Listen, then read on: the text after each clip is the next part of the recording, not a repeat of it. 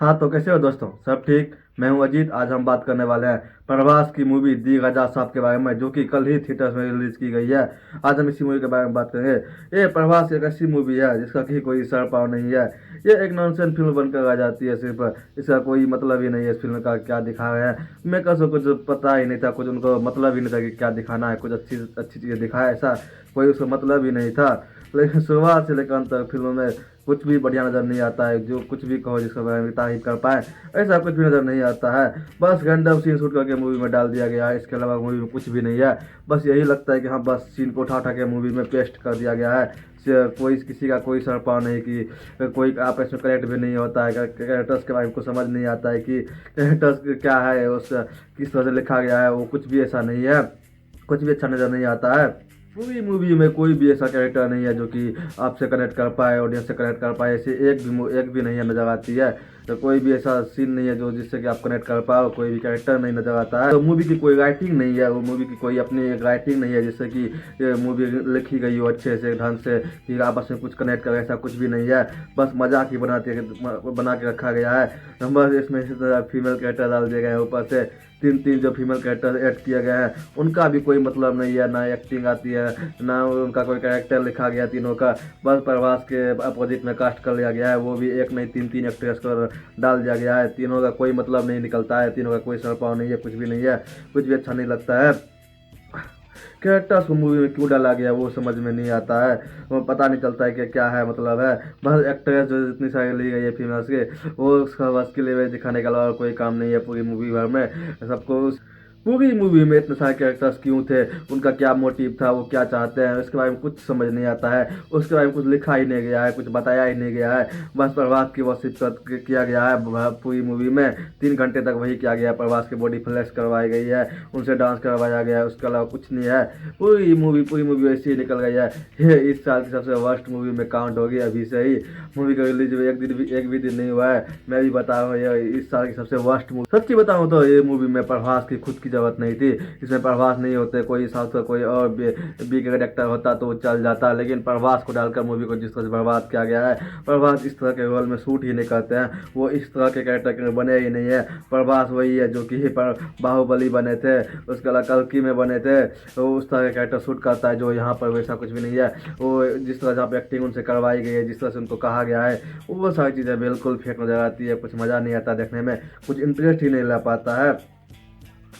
इस राजा साहब मूवी को लेकर मैं एक बात और कहना चाहूँगा कि इसमें जो इसके ट्रेलर्स में, इसके जो पोस्टर्स में दिखाए गए थे प्रभास को, वो ओल्ड वाला लोग जो दिखाया गया था, जहाँ के वो एक राजा की तरह बैठा हुआ दिखाया गया था, वो भी सीलिंग पे चेयर लगा के बैठे हुए दिखाया गया था। वो सारे सीन काट दिए गए हैं मूवी से। पूरी मूवी से वो सारे सीन है ही भी नहीं, जो कि कुछ अच्छा लगा था मुझको। तो जो कि ट्रेलर से कुछ जो सारी चीज़ अच्छी लगी तो वो सब तो काट दिया गया है। इस मूवी में कुछ बचा ही। और बस जो कि मूवी में 1 सेकंड के लिए वो है जो जो लुक आता है प्रभास का जोकर बना हुआ, उसको जबरदस्ती जोकर बनाया गया है। जबरदस्ती का सीक्वल का हिंट देकर बनाया गया है। वो 1 सेकंड, पूरी मूवी का कोई सर पाव नहीं है। मूवी का कोई सेंस नहीं बनता है कि मूवी क्यों है, कैसे है, मूवी कैसे एग्जिस्ट करती है, इसका ही कोई सर पाव नहीं है।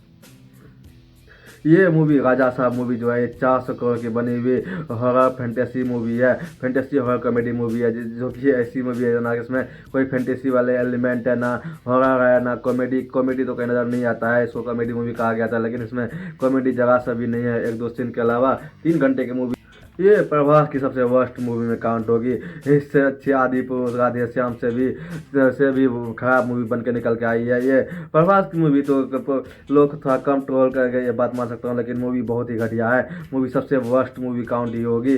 इसका यही नाम रखा जाएगा, वर्स्ट मूवी ऑफ 2026 कहा जाएगा, जो कि जनवरी आ गया मूवी में, जो कि जस्टिफाई नहीं कर पाएंगे। मूवी आज के ज़माने के लगती भी नहीं है कि मूवी, हाँ कि आज की कोई मूवी हम देख रहे हैं। एकदम बेकार सी मूवी बना के रखी है। लगता है मूवी 2002-3 में उस टाइम पर बनती। भी लोग शायद से देखना पसंद नहीं करते जिस टाइप की मूवी बनाई गई है। मूवी का कोई अपना मज़ा नहीं आता मूवी देखने में। कोई मूवी का कोई मतलब ही नहीं निकल के आता है कि हाँ कोई अच्छा लगे, कुछ मतलब हो देखने में, कोई भी सीन अच्छा हो, ऐसा कहीं पर भी नज़र ही नहीं आता है। कुछ भी फील नहीं कर पाती मूवी बस इमोशनलेस मूवी है। ये 3 घंटे की मूवी में कोई इमोशन नज़र नहीं आता है। किसी ने इमोशन डालने की कोशिश भी नहीं की, ना राइटर ने, ना डायरेक्टर ने, ना एक्टर्स ने, किसी ने भी मूवी में कोई काम ही नहीं किया। तो उसी वजह से मूवी में कोई इमोशन बचता ही नहीं है। बस 3 घंटे का ब्रेन रॉट देख रहे होते हो। मैं कहूँ तो ये मूवी इतनी डिसअपॉइंट करती है कि इससे लगता नहीं है कि इससे इससे भाई कोई डिसअपॉइंटमेंट रही होगी। ना तो मुझसे इससे ज़्यादा राधेश्याम से भी डिसअपॉइंटमेंट नहीं हुई जितना इससे ज़्यादा हुआ है। ये वर्स्ट मूवी है।